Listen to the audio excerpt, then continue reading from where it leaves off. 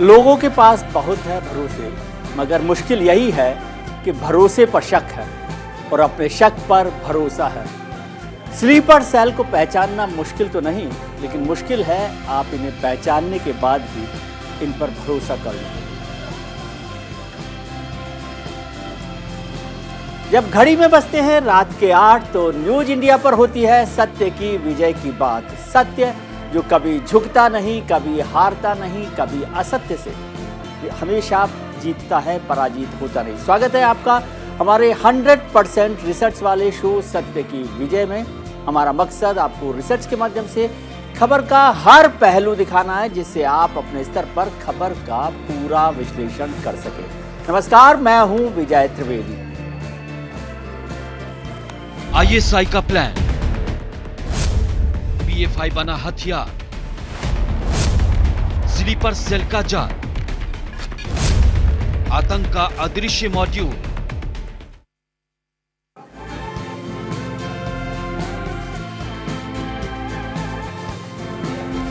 PFI को लेकर आजकल दुनिया भर में चर्चा हो रही है, देश भर में खासतौर से उस पर चर्चा हो रही है। दुनिया भर के आतंकी संगठन गजवाए हिंद का सपना देख रहे हैं और भारत में कट्टरपंथी और आतंकी संगठन पीएफआई यही सपना देख रहा है। देश के ज्यादातर शहरों में दंगों में अभी तक पीएफआई का नाम सामने आया है और पटना में हाल में पीएफआई के पकड़े गए सदस्यों ने उसके मिशन 2047 का खुलासा किया। पीएफआई भारत को इस्लामिक देश बनाने की योजना पर काम कर रहा है और इसके लिए उसने इंडिया विजन 2047 तैयार किया है। जब आज़ादी के 100 साल पूरे होंगे हिंदुस्तान के, उस वक्त की बात है। सही मायने में देखा जाए तो पीएफआई सिमी का लेटेस्ट वर्जन नजर आता है। आखिर क्यों है ऐसा, इसे समझने की कोशिश करते हैं कि पीएफआई को कैसे सिमी का लेटेस्ट वर्जन कह सकते हैं। ये देखिए, समझने की बात है कि कुछ सालों में सिमी के कई हैंडलर पीएफआई में एक्टिव हुए। आपको याद होगा कि पहले सिमी का नाम बहुत चलता था, लेकिन अभी सिमी के कई हैंडलर जो है पीएफआई में एक्टिव हुए। देश के 24 राज्यों में फैला है पीएफआई का नेटवर्क। बहुत बड़ा नेटवर्क हो गया है। देश के 24 राज्यों में ऐसा बताया जा रहा है कि उसका नेटवर्क फैला हुआ है। पाकिस्तान के कई आतंकी गुटों के साथ उसके तार जुड़े हुए हैं। इसमें आईएसआईएस जैसे खूंखार आतंकवादी संगठन का कनेक्शन भी उसमें दिखाई दिया है, ऐसा माना जा रहा है। गरीब मुस्लिमों को टारगेट करके संगठन में शामिल कर रहा है। पीएफआई का जो पहला फोकस है वो गरीब मुसलमान हैं, जिनको टारगेट करता है और उसको अपने संगठन में शामिल करता है धर्म के नाम पर।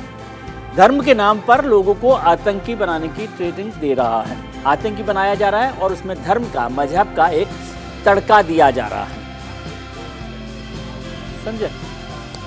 पीएफआई बिहार में आतंकवादियों को कैसे तैयार कर रहा था, ये जानने से पहले कि उनके इरादे क्या हैं, आइए पीएफआई के बारे में जानते हैं और ये भी जानते हैं कि इसे सिमी का लेटेस्ट वर्जन क्यों कहा जाता है।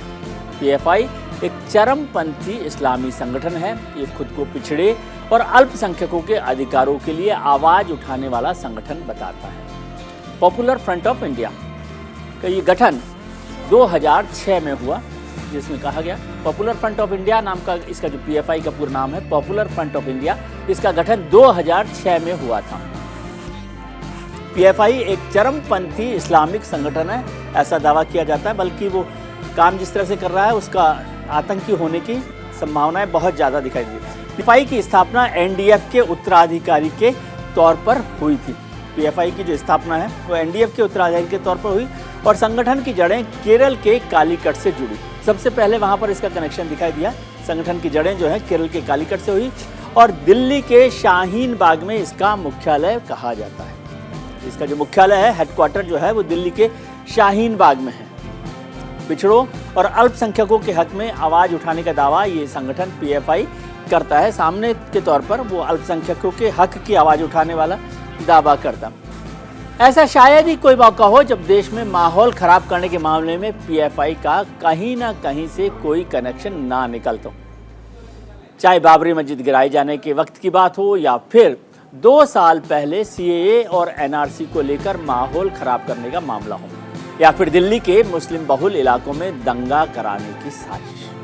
पीएफआई को इन सभी के लिए जिम्मेदार ठहराया जाता रहा है। जहांगीरपुरी में हुई हिंसा से पहले यूपी के हाथरस कांड में भी इसका नाम सामने आया है। कहा जा रहा है कि पीएफआई ऐसे मौकों पर मोटी रकम खर्च करके, पैसा खर्च करके माहौल खराब करते हैं। कई बार इनके मंसूबे खुफिया एजेंसियों की जानकारी में आ जाते हैं तो कई बार उनसे चूक भी हो जाती है। आइए आपको कुछ ऐसी ही घटनाओं के बारे में बताते हैं जहां हिंसा के पीछे पीएफआई का कनेक्शन सामने आया।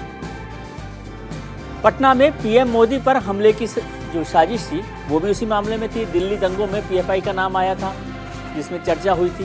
पहले पटना में पीएम मोदी पर जो हमले की बात हुई थी उसकी साजिश भी पीएफआई ने की थी। दिल्ली दंगों में पीएफआई का नाम आया था। जो पिछली बार दंगे हुए थे उसमें पीएफआई का नाम बड़े जोर से सामने आया था। जहांगीरपुरी हिंसा में भी पीएफआई का कनेक्शन सामने आया, उसका नाम इसमें शामिल होया गया।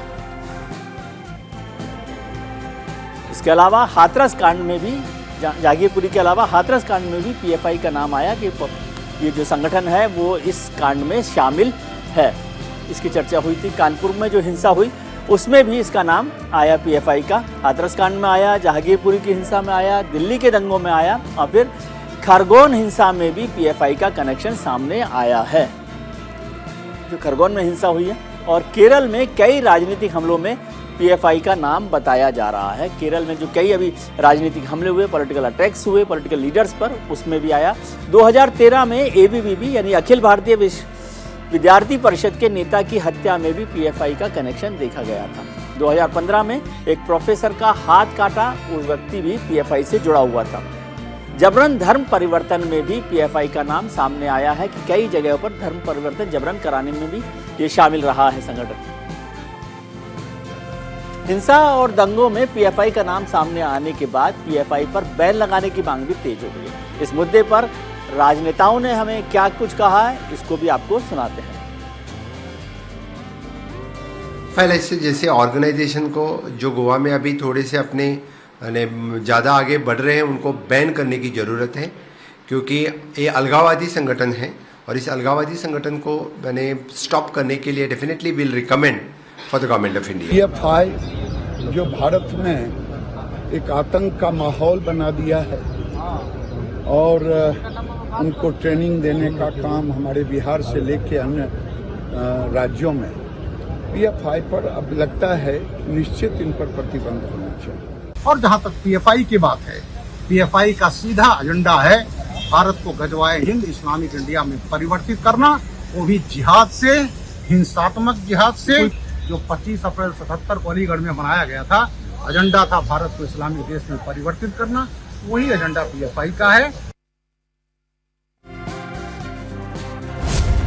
आईएसआई का प्लान, पीएफआई बना हथियार,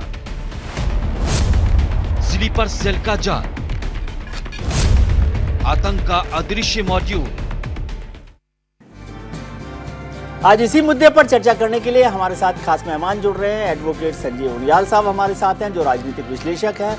एडवोकेट असगर खान साहब है, जो राजनीतिक स्कॉलर है, इस्लामिक स्कॉलर हैं। और रात को 8:30 बजे हमारे साथ जुड़ेंगे पूर्व डीजीपी शशिकांत शर्मा। हम अपने मेहमानों के पास जाएं उससे पहले बात आज के पोल की। हमारे आज के पोल का सवाल है कि क्या पीएफआई को बैन किया जाना चाहिए, क्या उस पर पाबंदी लगाई जानी चाहिए? आप हमें अपनी राय हमारे ट्विटर हैंडल पर हाँ या ना में दे सकते हैं। हमारा ट्विटर हैंडल है @newsindia247। इसका नतीजा हम आपको शो के आखिर में दिखाएंगे। आप ट्वीट करके भी अपनी राय हमें भेज सकते हैं।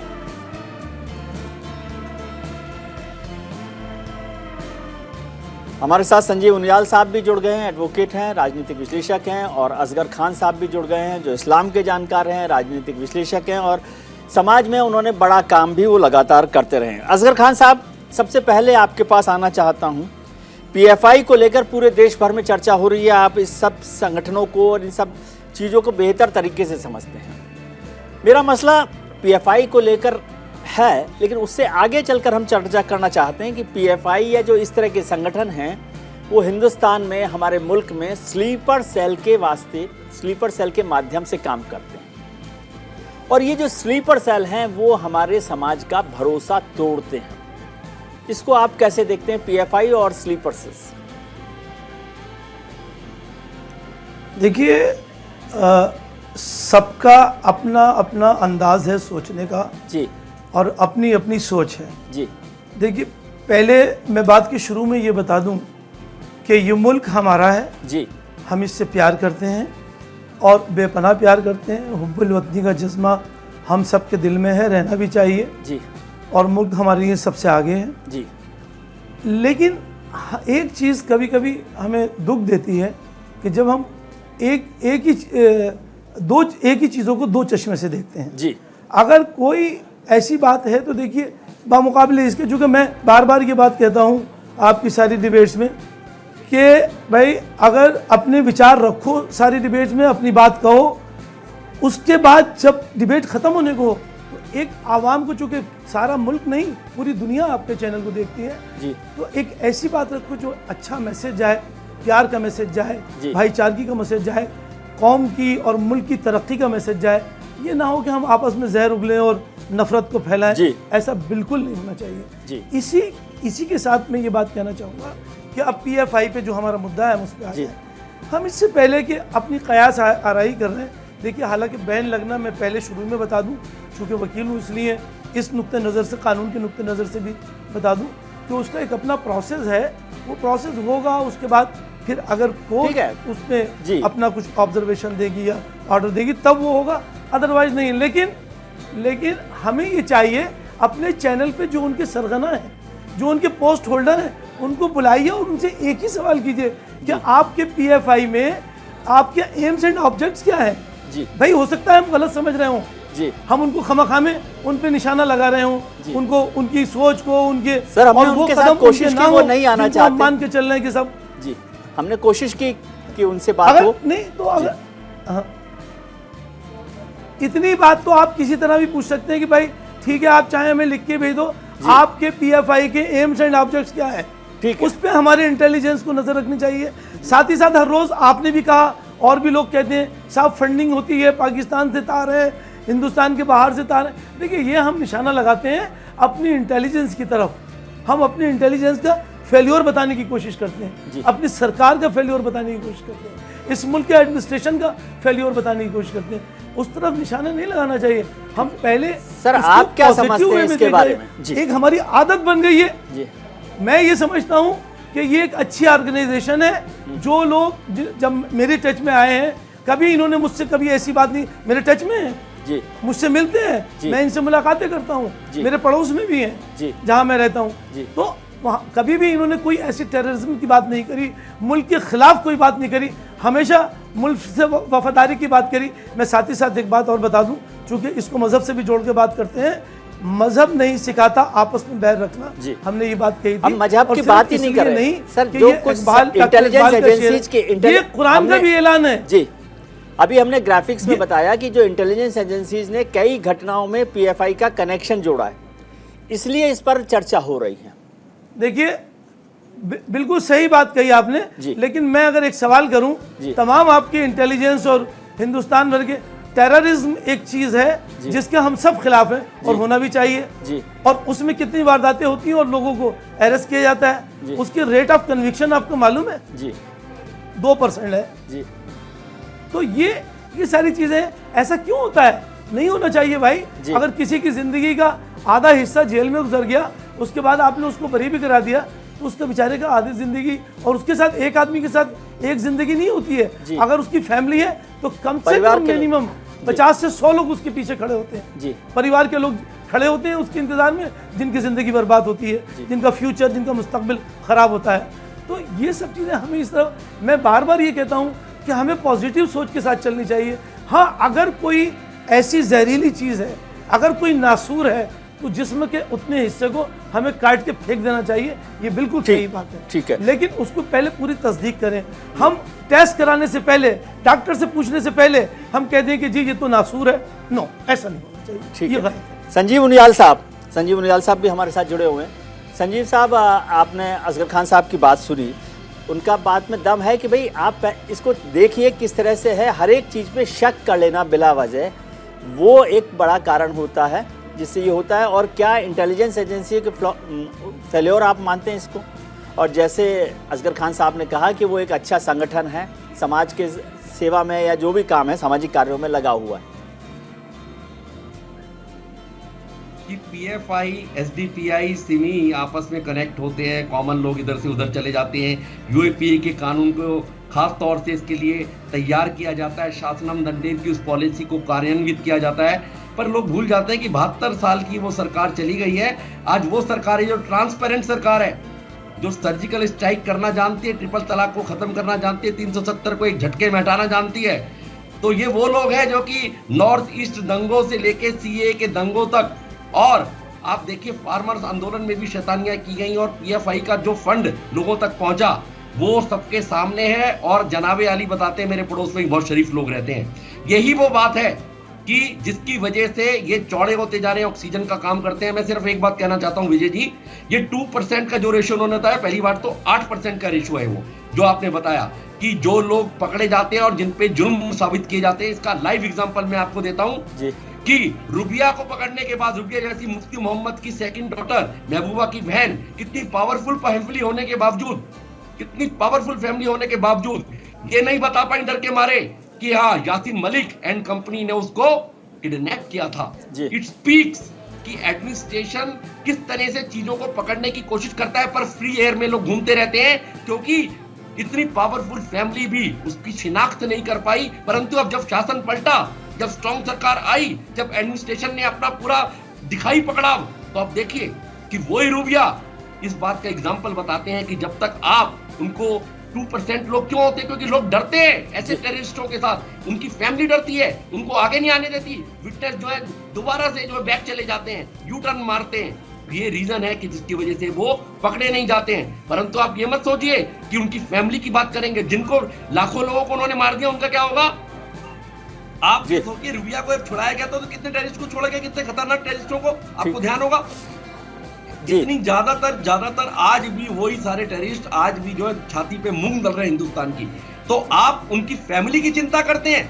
ये वही तबका है जो कि मोमबत्ती जलाता है जाके इंडिया गेट पर, ये वही तबका है जो उनके लिए फ्री कानून, उनके लिए फ्री लड़ाई लड़ता है।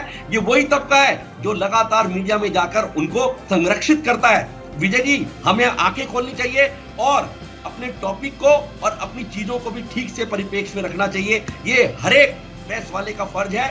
हर एक जो प्रेस में लोग हैं, आप जैसे इतने सीनियर लोग हैं, उनको कम से कम इसको अपने आप भी कॉन्ट्राडिक्ट करना चाहिए, अपने को न्यूट्रल नहीं दिखाना चाहिए। हम न्यूट्रल नहीं है, समर श्रेष्ठ है, पाप के भागी वो भी होंगे जो तटस्थ दिखाना चाहते हैं अपने आप को, जो कि टेररिस्ट के साथ खड़े हैं। वो ऐसा टाइम अब नहीं रहने वाला, ये बिल्कुल आंखें खोल लेनी चाहिए सबको। उनियाल साहब, हमने जो फैक्ट्स थे वो रखे हैं, जो सरकार ने कहे हैं, जिस पर चर्चा की है, जिस पर असगर खान साहब को भी आपत्ति है। असगर खान साहब कुछ कमेंट करना चाहते हैं? जी, मैं बहुत ही अदब के साथ, मेरे बड़े भाई हैं जो कह रहे हैं, मैं मानता हूँ उन्होंने करेक्ट कर दिया, मैं पहले ही मान लेता हूँ। चलिए 2% नहीं 8% होगा। ये 8% आउट ऑफ 10 तो नहीं है, आउट ऑफ 100 ही है ना, आउट ऑफ 100 है। क्या होता है भाई 2% या 8% आउट ऑफ 100 क्या होता है? फिर हम निशाना वही लगा रहे हैं अपनी तरफ।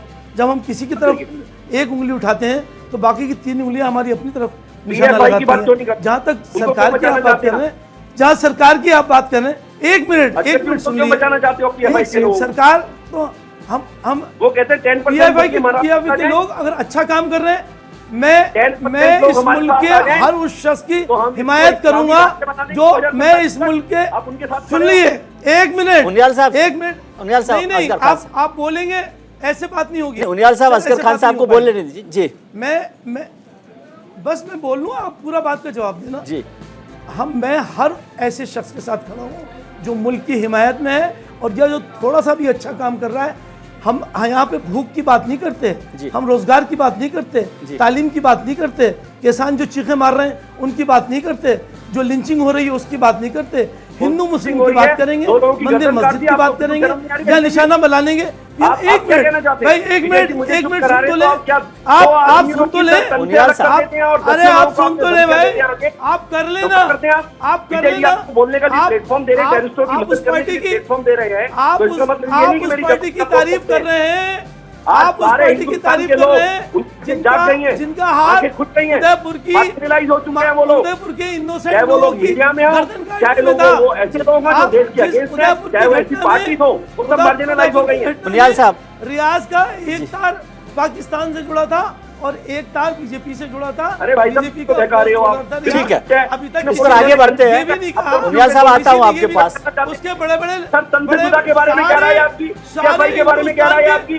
उन दोस्तों के बारे में क्या राय? 16 साल के दोस्त थे, सारे बीजेपी के लीडरों के साथ में उसका फोटो है। अरे फोटो को भी डिनाई करोगे? आपको ठीक है, डिनाई करोगे आप? असगर खान साहब, फोटो पर अलग से चर्चा करेंगे। बात कर रहे हो, ठीक है, उस सरकार की बात कर रहे हो आप, आपको लगता नहीं है? मुल्क को बेच दिया, आपको लगता नहीं वो कैसे स्कूल बेच दिए, होटल बेच दिए, एयरपोर्ट बेच दिए, बस अड्डे बेच दिए।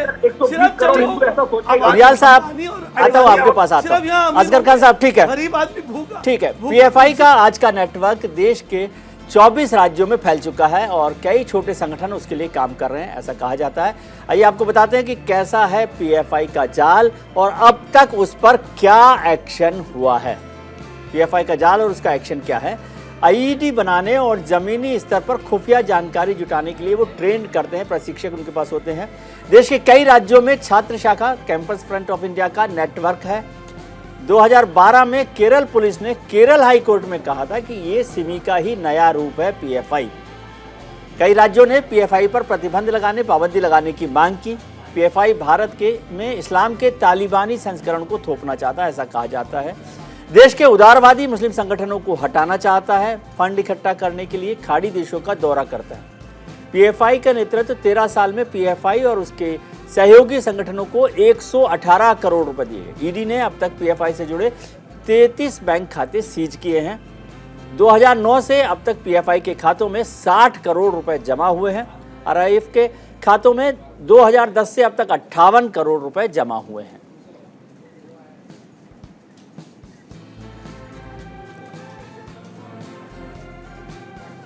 हमारे साथ फॉर्मर डीजीपी शशिकांत शर्मा साहब भी जुड़ गए हैं।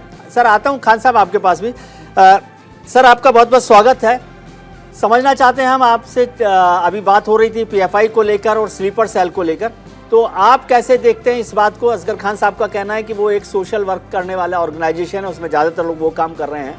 संजीव उनियाल साहब इस बात से सहमत नहीं है। देश के बहुत सारे राज्यों की सरकारों ने उस पर पाबंदी की बात की है। कुछ और जानकारी अभी मिली है जो हमने आपको दिखाई है। आप कैसे देख रहे हैं, क्योंकि आप एक लंबी पारी आपने फॉर्मर पुलिस ऑफिसर के तौर पे की है?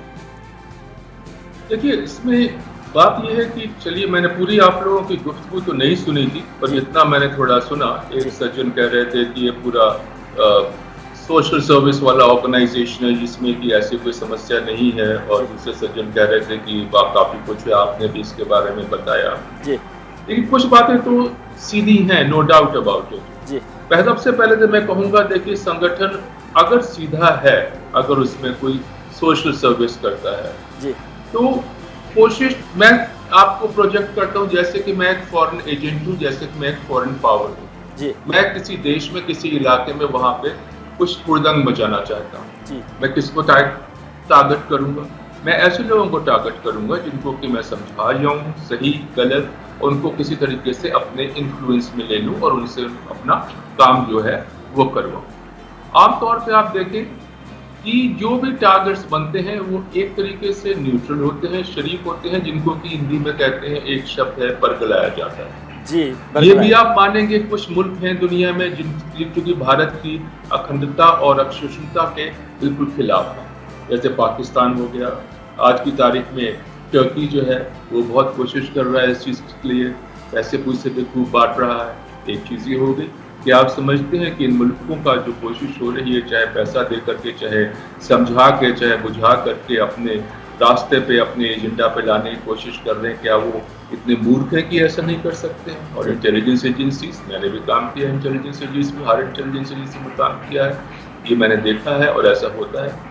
और इसके अलावा एक और चीज़ जो आती है, देखिए कि जो इनका एक व्यक्ति था मोहम्मद शमीर, वो सीरिया गया था, जा करके उसने ISIS ज्वाइन कर ली थी, जिसको कि Islamic state of Libya and वो भी कहते हैं।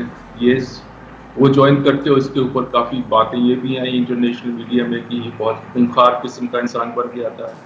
उसके अलावा आप मानेंगे कि चाइना हमारा कोई मित्र तो नहीं है। कुछ एक्टिविस्ट जो हैं इन ऑर्गेनाइजेशन के लगातार चाइना भी जा रहे हैं। एक व्यक्ति था, उसको शायद 1 करोड़ रुपया मिला था वहां से, चाइना से। एक और कोई व्यक्ति है जिसने कि कहा था हम मास्क चाइना को बना करके एक्सपोर्ट कर रहे हैं, उसने बेंगलोर का व्यक्ति था, 5 लाख उसको मिला जी। तो ये सारी फंड की ट्रेड जो है ये हमेशा, चलिए मैं चाहे मानूंगा, मैं किसी पे उंगली नहीं उठाना चाहता हूँ, चलिए मानता हूँ बहुत शरीफ हैं लोग, सब लोग, पर शरीफों को बरगलाना कोई मुश्किल काम नहीं होता है। और अगर ईडी के पास ऐसे कोई लिंक्स आए हैं, ऐसी कोई इन्फॉर्मेशन आई है कि मनी ट्रेन आया है, नेचुरली उसको प्रूव करना तो बनता ही है। इस पैसे का कहाँ पे इस्तेमाल हुआ, कहाँ इस्तेमाल नहीं हुआ, क्या प्लान है, विदेशी ताकतें जो है किस प्रकार से किसी को, व्यक्ति को बरगलाने की या कुछ करने की कोशिश करें। ठीक है सर, इस पर चर्चा जारी रखेंगे। अभी वक्त है एक छोटे से ब्रेक का, ब्रेक से लौटते हैं तो इस पर चर्चा जारी रखेंगे। हमारे सभी विद्वान गेस्ट हमारे साथ हैं, आप कहीं मत जाइएगा, तुरंत लौट कर आते हैं। ISI का प्लान, PFI बना हथियार, स्लीपर सेल का जाल, आतंक का अदृश्य मॉड्यूल। ब्रेक के बाद आपका एक बार फिर स्वागत है। हमारे साथ बने रहने के लिए आपका बहुत शुक्रिया। हम चर्चा कर रहे हैं PFI को लेकर और आतंकी संगठनों को लेकर। हाल के कुछ सालों में देश में हो रही धार्मिक हिंसा और दंगों के पीछे PFI का नाम तेजी से सामने आया। इस मुद्दे पर हमने लोगों की राय जानने की कोशिश की, आखिर उनका क्या कहना है, देखिए जन का मन। PFI एक ऐसा संगठन है जो भारत देश के अंदर अमन, शांति, भाईचारा जो बना हुआ है उसको बिगाड़ने का हर संभव प्रयास करता है। PFI के साथ विदेशों से जुड़े हुए रहते हैं, जिनको कहीं ना कहीं विदेशों से फंडिंग प्राप्त होती है और उस फंडिंग का उपयोग भारत देश के अंदर आतंकवाद को बढ़ावा देने के अंदर किया जाता है। भारत देश के अंदर जो हमारे भाईचारा बना हुआ, अमन शांति बनी, उसको बिगाड़ने के लिए इस राशि का उपयोग किया जाता है। ऐसे कट्टरपंथी सोच वाले, ऐसे कट्टरपंथी संगठन को भारत देश के अंदर पूर्णतः बैन कर देना चाहिए, क्योंकि PFI एक इस्लामिक चरमपंथी गुट है और आए दिन हम देखते हैं कि जब कहीं दंगा होता है तो जो आरोपी होते हैं उनके जो तार होते हैं वो PFI से जुड़े होते हैं। वहीं बीते दिन जब कानपुर में हिंसा होती है तो जो आरोपी रहते हैं वहाँ के, उनका PFI से कनेक्शन होता है। वहीं अगर बात की जाए तो कुछ दिन पहले PFI के कार्यकर्ताओं के पास से बम, बारूद और तलवार बरामद हुए थे और देश विरोधी जो गतिविधियां होते हैं उसमें भी संलिप्त रहे हैं। तो अगर सरकार उस पर अपना हंटर चला रही है तो ये देश के लिए अच्छा होगा। कुछ चुनिंदा ट्वीट्स भी हम लोग चर्चा कर लेते हैं। पाकिस्तान भारत में आतंक फैलाने के लिए PFI जैसे संगठनों का फंडिंग कर रहा है, ये नूर आलम ने ट्वीट किया है। पाकिस्तान भारत में आतंक फैलाने के लिए PFI जैसे संगठनों को फंडिंग कर रहा है, ये नूर आलम का ट्वीट था। सिमी इंडियन मुजाहिदीन के बाद देश में आतंक का नया चेहरा है PFI, ये सोनू कुमार झा ने ट्वीट किया है। एक वक्त था जब देश में सिमी और इंडियन मुजाहिदीन जैसे संगठन आतंकी हमलों में शामिल होते थे। लश्कर और जैश के साथ मिलकर सिमी और इंडियन मुजाहिदीन ने देश में बड़ी आतंकी वारदातों को अंजाम दिया। आइए आपको बताते हैं कि क्या है PFI का ISI कनेक्शन। उदयपुर हत्याकांड में आरोपियों को ISI ने दिया था ये टारगेट। ISI ने एंटी नेशनल एलिमेंट को बड़े पैमाने पर फंडिंग की। ISI ने PFI से जुड़े लोगों को ऑनलाइन ट्रेनिंग दी। PFI के कुछ एक्टिव सदस्यों ने आतंकी कैंपों में ट्रेनिंग ली। कानपुर में पाकिस्तान से आए वीडियो को बाद में हिंसा भड़की। ISI ने वीडियो वायरल कर PFI के जरिए यूपी में हिंसा फैलाई। जुमे की नमाज के बाद PFI के लोगों ने देश भर में प्रदर्शन किया।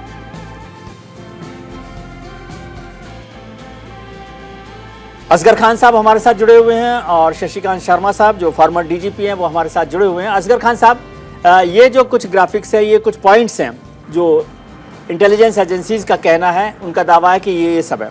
क्या आप इसके बाद भी मानते हैं कि PFI जो है एक सिर्फ सामाजिक संगठन है? देखिए, अभी आपने अपने डिटेल में बताया कि 118 करोड़ रुपया भी उनको फंडिंग हुई बाहर से, जी, पाकिस्तान से या कहीं से भी।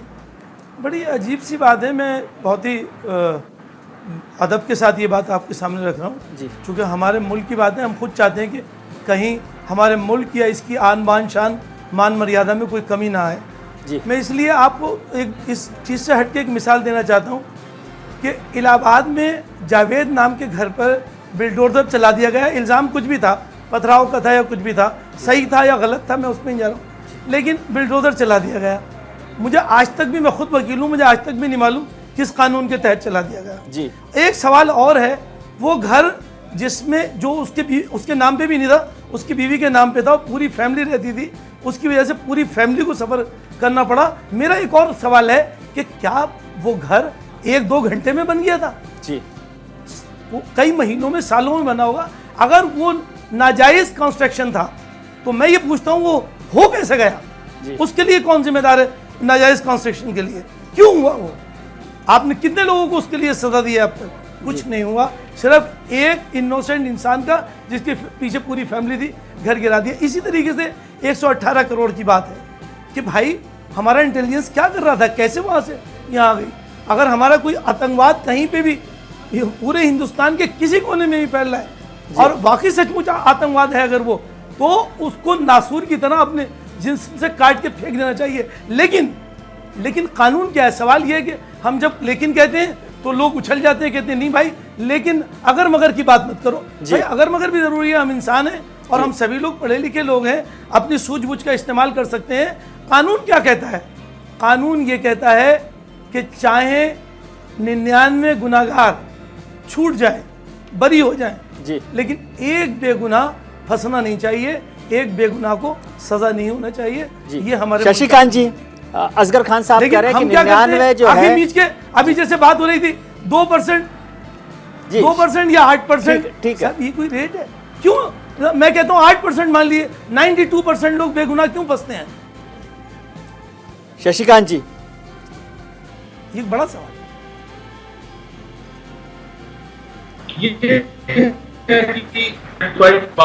है। एसडीपीआई की बात है जी। अब अगर आप एसडीपीआई को देखेंगे, उनका भी जो मकसद है वो है कि एक नेक्सस बनाना, मुस्लिम्स हैं, दलित्स हैं, बैकवर्ड्स हैं, आदिवासी हैं जी।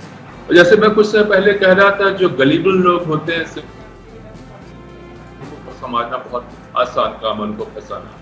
अब जो हमारा चरमपंथी हैं, सीपीएमएल ग्रुप्स वगैरह जो है, इनका होल्ड पूरा बस्तर में है और अलग अलग जगहों जी।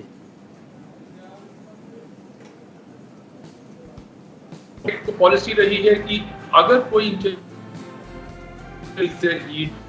या पुलिस अगर इन्वेस्टिगेट करना चाहती है तो इसमें गलती है क्या? ठीक है, उनको पास कोई इतला आई, सही आई, गलत आई, दूसरा मुद्दा है। But if they want to जरूरी इन्वेस्टिगेट, मैं तो कहूँगा घर खोल देना चाहिए। आओ जी देख लो, आप अपनी पूरी तसल्ली कर लो कि जहाँ पे छुपाने की कोशिश होती है, अलग अलग दलीलें आती हैं, तो एक दूसरे तरीके का ही माहौल बन जाता है। तो पीएफआई पे मैं कोई ऐसे डायरेक्ट दोष अभी नहीं लगा रहा हूँ, ना लगाना चाहता हूँ। जो मेरा इंफॉर्मेशन है वो अभी नहीं दूंगा मैं, पर ये जरूर कहूंगा, मोटी सी बात है, अगर उसमें कोई बात छुपाने वाली नहीं है तो उसको इन्वेस्टिगेशन हो रहा है, चाहे ईडी कर रही है, चाहे आईबी कर रही है, रॉ कर रही है, पुलिस कर रही है, क्या समस्या क्या है? ठीक है, आइए इन्वेस्टिगेट करिए, आप पूरा अपना तसल्ली करिए। नहीं, लेकिन सर जो असगर खान साहब का सवाल है वो भी वाजिब है कि अगर कन्विक्शन रेट 2% है, इसका मतलब कि या तो आपका इंटेलिजेंस फेलियर है या फिर आप बेवजह लोगों को फंसा रहे हैं। साहब कन्विक्शन रेट की बात कर रहे हैं तो फिर मुझे हंसी ही आएगी कि रोऊंगा, अभी नहीं पता इस इंडिया में कन्विक्शन रेट है कहाँ। आप किसी भी केस में दे दीजिए, चाहे इस प्रकार के केस हैं, चाहे चोरी के हैं, चाहे डकैती के हैं, चाहे माल के हैं, चाहे ऑफेंस अगेंस्ट पर्सन है, ऑफेंस अगेंस्ट प्रॉपर्टी है, कन्विक्शन है कहाँ जी? It is basically a fault with our criminal intelligence system or criminal justice system also, नीचे से लेकर जब ऊपर तक है। कन्विक्शन रेट तो कहीं पे है ही नहीं।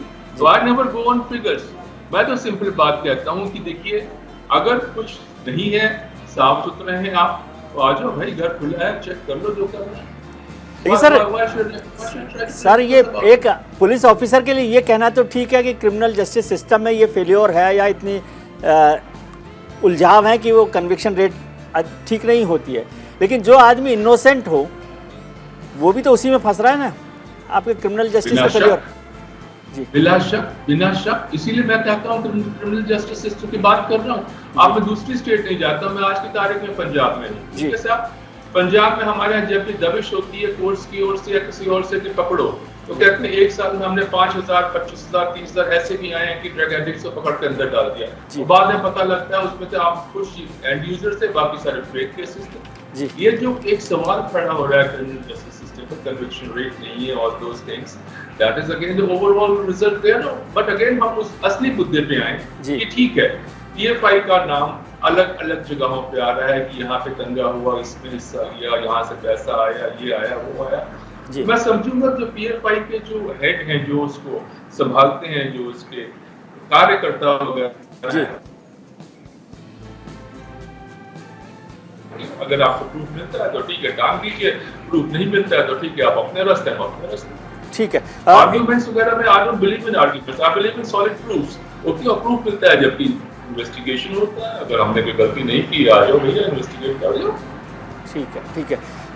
पीएफआई और आतंकी संगठनों को लेकर एक और चर्चा होती है स्लीपर सेल को लेकर. स्लीपर सेल यानी आतंकियों का वो दस्ता जो आम लोगों के बीच रहता है और आतंकियों के शीर्ष लीडरशिप से, टॉप लीडरशिप से आदेश आने के बाद हरकत में आ जाता है. स्लीपर सेल में शामिल आतंकियों को पकड़ना काफी चुनौती भरा काम होता है.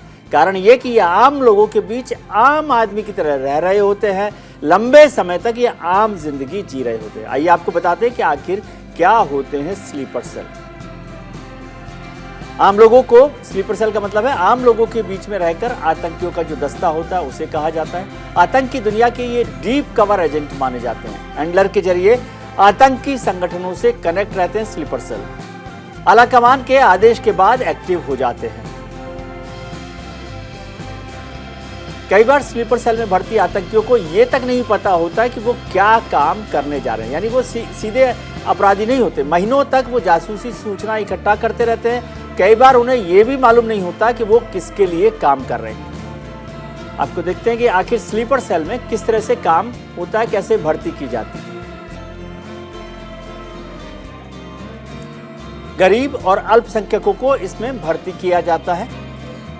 क्लीन हिस्ट्री वाले लोगों को टारगेट किया जाता है. ये बहुत महत्वपूर्ण बात है कि क्लीन हिस्ट्री वाले लोगों को टारगेट किया जाता है. आईटी और टेक्निकल फील्ड से जुड़े लोगों को जोड़ा जाता है. मदरसों और एनजीओ के जरिए इनकी भर्ती की जाती है. जरूरत में जरिया बनकर इनकी भर्ती की जाती है कि उनको, जिसको जरूरतमंद होते हैं उन लोगों को इसमें भर्ती कर लिया जाता है.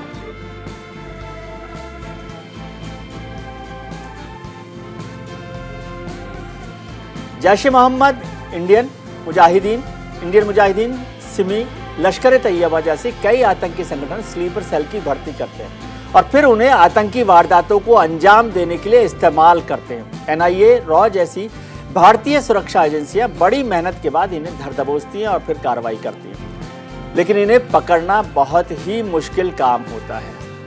देखते हैं कि आखिर इनका काम क्या होता है. आर्मी और टारगेटेड एरिया की रैकी करते हैं. आतंकियों को ग्राउंड लेवल पर मदद करने का काम करते हैं. आतंकियों की हमले की प्लानिंग में मदद करते हैं. पुलिस के मूवमेंट और सुरक्षा से जुड़ी सूचना जुटाते हैं. आतंकी हमलों में सपोर्ट करना और बम लगाना इनका एक खास काम होता है. असगर खान साहब, स्लीपर सेल जो है वो हमारा ज्यादा बड़ा संकट है, क्योंकि स्लीपर सेल वो है, आतंकी संगठन कोई भी हो उसका नाम, उनके जो आतंकी हैं वो तो पहचान में होती है. स्लीपर सेल पहचान भी नहीं होती है और उन्हें पकड़ना मुश्किल होता है. ये वो लोग होते हैं जो हमारा भरोसा तोड़ते हैं और एक पूरी कम्युनिटी को बदनाम करते हैं. इसको कैसे हम लोग रोक सकते हैं, कैसे पकड़ सकते हैं? मैं बिल्कुल, आपका सही सवाल है. मैं एक कदम पीछे से ज़रा चलना चाहूँगा जी. अभी भाई साहब जैसे क्रिमिनल जस्टिस की बात कह रहे थे जी. मेरी सोच ये है कि हमारे यहाँ क्रिमिनल जस्टिस और कोर्ट का सिस्टम और कानून सब अपनी जगह बिल्कुल 100% दुरुस्त है. अगर कहीं खामी पैदा होती है तो इन्वेस्टिगेशन में या एडमिनिस्ट्रेशन के काम में या इंटेलिजेंस या जो भी, चाहे रॉ है या दूसरे एजेंसीज हैं, दो जगह से उनकी जो कार्रवाई है असगर खान साहब, मेरे ख्याल से कोई कमी नहीं है. कोर्ट के खान साहब, दो वजह से मेरे ख्याल से लोग बचते हैं. अपराधी या तो कमजोर पुलिस की अफसर हो, पुलिस इन्वेस्टिगेशन हो, या मजबूत एडवोकेट हो. अब मैं ये नहीं कह सकता कि क्या मामला है. ये बात भी है. मैं इस बात को भी ये कहूँ आपके सामने कि देखिए, मेरा काम जैसे वकालत करना है, मैं अच्छा डॉक्टर नहीं हो सकता जी. मैं डॉक्टरी में कोई राय नहीं देता. डॉक्टर का काम अपना है, वो शायद इतनी अच्छी वकालत नहीं कर पाए जी. गाड़ी के ड्राइवर हैं, वो अच्छी गाड़ी चलाते हैं. सबका अपना अपना काम है. इसी तरीके से जो आपका मौजूदा सवाल है वो स्लीपर सेल को लेकर भी है जी, वो हमारे इंटेलिजेंस का काम है जी। इंटेलिजेंस स्लीपर सेल उनका काम ही सिर्फ ये है कि ऐसे लोगों को ढूंढना, पकड़ना और उस सब उनको वजूद में लाना, उन पर नज़र रखना। अगर कहीं चूक होती है, देखिए वैसे तो हम इंसान हैं, हमसे किसी से भी चूक भी हो सकती है, ऐसी बात रोज़ हम गलतियां करते हैं, हम फरिश्ते नहीं हैं, इंसान हैं जी। तो लेकिन ये कि जहाँ तक सवाल बड़ी गलतियों का, रोज़मर्रा की गलतियों का है, वो नहीं होना चाहिए। अगर आतंकवाद ज़रूरत से ज़्यादा बढ़ रहा है तो कहीं ना कहीं हमारे एडमिनिस्ट्रेशन, हमारे इंटेलिजेंस, हमारी दीगर एजेंसियों में कहीं ना कहीं कोई कमी खामी है। मैं इस बात को ज़ोर से नहीं कहना चाहता लेकिन फिर भी हो सकता है कि करप्शन बढ़ रहा हो इन्हीं एजेंसीज के बीच में। इन चीज़ों पे भी आपस में नज़र रखते भी हैं, ऐसी बात नहीं है। एडमिनिस्ट्रेशन के ऊपर हमेशा CBI और दूसरी एजेंसीज जो हैं वो नज़र रखती हैं और उसमें वारदात भी होती हैं, लेकिन सर केसेस भी होते हैं। एक सवाल मैं इससे जुड़ा आपसे समझना चाहता सजा भी होती खान साहब, मैं एक चीज समझना चाहता हूँ स्लीपर सेल को लेकर, फिर शशिकांत जी के पास आऊँगा कि स्लीपर सेल में एक मुश्किल है जो आपने कहा कि पहचानते हैं कि नहीं पहचानते, इंटेलिजेंस एजेंसियों का काम है। इसमें मैं दो चीज़ें देखता हूँ। एक स्लीपर सेल की सोसाइटी है, जो सोसाइटी में जो स्लीपर सेल है उसमें बहुत सारे लोग हैं जो नहीं जानते कि ये स्लीपर सेल है, उनकी अलग बात है कि वो नहीं समझते, वो अपने साथ के समझते। लेकिन मुझे लगता है चिंता उन लोगों के साथ है जो जानते हैं कि ये पार्ट ऑफ स्लीपर सेल है और वो उसे अनदेखा करते हैं। क्या ये बात ठीक है? देखिए इसमें दोनों का हिस्सा है। मैं एडमिनिस्ट्रेशन या किसी भी एजेंसी की बात करें, इंटेलिजेंस की बात करें, उनका भी, और साथ साथ अगर वहाँ के लोकल लोगों का और दीगर लोगों का, मेरे घर के पड़ोस में कौन रह रहा है, कोई चोर रहता है, डकैत रहता है, वही बात, या कोई टेररिस्ट रहता है, या कोई एक शरीफ आदमी रहता है, ये मेरी भी जिम्मेदारी है। अगर मैं इस मुल्क का सच्चा जिम्मेदार सिटीजन हूँ तो ये मेरी जिम्मेदारी है कि मैं इस चीज़ पर नज़र रखूँ। और सिर्फ नज़र ही नहीं, अगर मेरी नज़र में कोई भी ऐसा शख्स आता है तो बाकायदा तौर पर उसकी रिपोर्ट करें प्रॉपर एजेंसी को और उनकी मदद करें।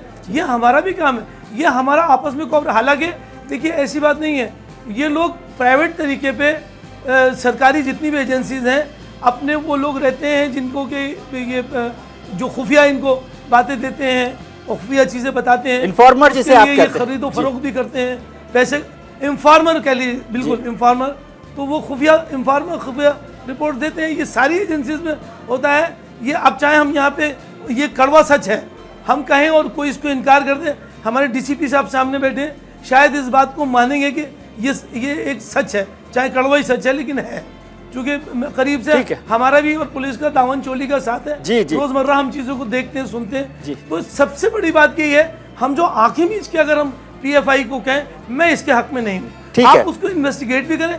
आज जितनी चीजें हम कह रहे हैं सर, वो सब इल्जाम है, सरासर इल्जाम है। अगर कल ये बातें गलत निकली, इल्जाम की बात हम कर रहे हैं, हम भी इल्जाम की बात कर रहे हैं। शशिकांत जी, कैसा मुश्किल काम है स्लीपर सेल को पकड़ना? दूसरी बात, और जो असगर खान साहब कह रहे हैं कि इल्जाम को सच की तरह से पेश करना। देखिए स्लीपर सेल्स बेसिकली जैसे आपने ठीक कहा है, उस प्रकार के व्यक्ति, उस प्रकार के अंसर हैं जिनको की एजेंसीज जो है, अलग अलग एजेंसीज रिक्रूट करती हैं। बेसिकली वो आते हैं बड़े ही ऐसे, या तो उनका कोई इंडोक्ट्रिनेशन हो इसी प्रकार का, या फिर एक ऐसे तबके से हैं जहाँ पर उनके पास माली हालत वगैरह बहुत अच्छी नहीं है जी, कुछ पैसा दिया, इंडोक्ट्रिनेशन हुआ है तो उसको उस तरीके से ले गए आगे, और उनका होती है हिदायत कि आप बस आराम रहें। बट जब वो आराम से लेटे हुए पर भी उस वक्त भी उनके हैंडलर्स जो हैं उनको कुछ ना कुछ माली मदद देते रहते हैं, कुछ ना कुछ उनको लगातार तसल्ली देते रहते हैं, खुश रखते हैं, उनको कंट्रोल में रखते हैं और एक्टिवेट होते हैं जबकि कोई का हैंडलर जो है उनकी ओर से वहाँ पर कुछ कहा जाए। ये कहना गलत है कि जो हैंडलर्स जो कि स्लीपर सेल से उनका काम इंटेलिजेंस वगैरह कलेक्ट करना है वो नहीं है। They are all called active agents. Active agents जो हैं तो वो naturally they do all sorts of things की इतला लाए, कहीं से नक्शा किया। Sleeper cells are a totally different category जो कि बिल्कुल पता नहीं लगता है। जैसे मैं आपको हमारे लुधियाना में पिछले दिनों कोर्ट में ब्लास्ट हुआ था, इसके पड़ोसियों को नहीं पता था कि कौन है कौन नहीं है, एकदम से ब्लास्ट किया तो इसके बाद पता लग गया। These are called sleeper cells, उनको लगातार मदद दी जाती है।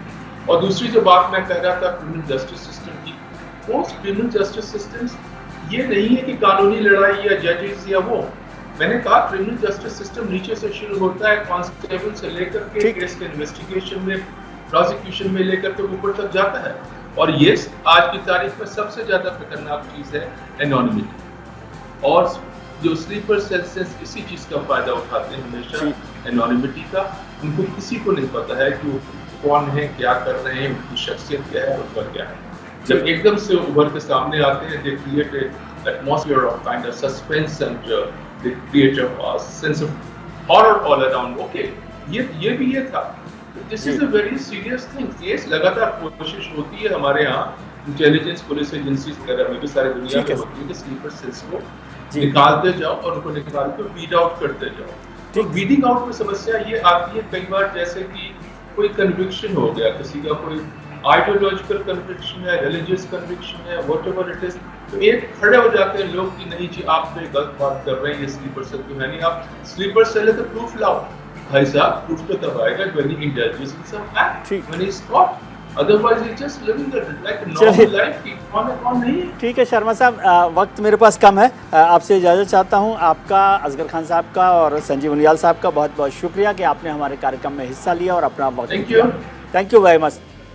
आज हमने शो की शुरुआत में आपसे सवाल पूछा था कि क्या PFI को बैन किया जाना चाहिए, पाबंदी लगाई जानी चाहिए। इस पर 97%, 97% लोगों ने हाँ के पक्ष में वोट किया, यानी 97% लोग चाहते हैं कि PFI को बैन कर दिया जाए, 3% लोगों ने इसके खिलाफ वोट किया है। आपने हमारे कार्यक्रम में राजनेताओं की बात सुनी, हमारे पैनलिस्ट की बात सुनी और जनता की बात सुनी। आज के कार्यक्रम में बस इतना ही, लेकिन उससे पहले चलते चलते विजय व्यू आपको दिखाते हैं कि ये दोस्त, ये कैसा मंजर है कि हर सीने में जख्म और हर हाथ में खंजर है। भरोसे की कमी नहीं, लेकिन वक्त के हादसे से डरते हैं। भरोसा कब टूट जाए या कब हम दूसरों का भरोसा तोड़ दें, उसके लिए ज़रूरी है भरोसे को कायम रखना, क्योंकि भरोसे से ही इंसान दोस्त और दुश्मन की कैटेगरी में आता है। PFI हो या स्लीपर सेल से जुड़े लोग हवा में नाइट्रोजन जैसे खुले हुए होते हैं, जिन्हें पहचानना या अलग करना बड़ा मुश्किल काम होता है।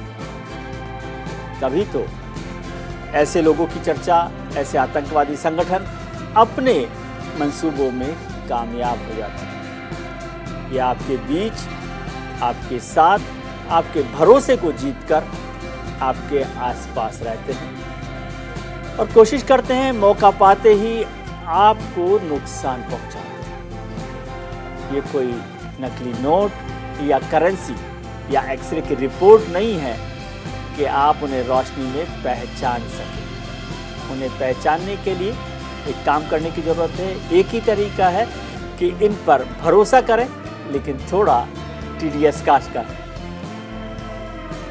उम्मीद करते हैं कि आपका आने वाला कल आज से बेहतर हो। आप अपना ख्याल रखें और उनका ख्याल रखें जो आपका ख्याल रखते हैं। बहुत शुक्रिया। शुभ रात्रि, नमस्कार, शब खैर।